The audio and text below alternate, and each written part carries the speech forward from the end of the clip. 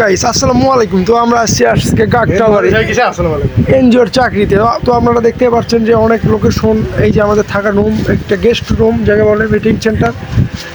তো এখানে আমাদের ট্রেনিং হয় এবং কিছুক্ষণের মধ্যে দেখতে পাবেন অনেক লোকজনের, মানে আমাদের টিমের সকল শিক্ষার্থীরা এখানে উপস্থিত হবেন এবং শিক্ষার্থী প্রশিক্ষক প্রোভাইডার আলিম স্যার প্রশিক্ষণ দেবেন সকল সদস্য এবং আমি প্রশিক্ষণ নিব। এই যে দেখতে পাচ্ছেন ভরে গেছে অলরেডি, এবং আরও দেখতে পাবেন যেগুলো সব পরিষ্কার পরিচ্ছন্ন, সব ক্লিয়ার হয়ে যাবে। এই যে মহিলা আছে, আমি এদিকে বসে আছি, অনেক ভালো সুন্দর লাগছে পরিবেশটা। এবং এইটা আপনার এসি রুম ছাড়া হবে না কোনো কিছু।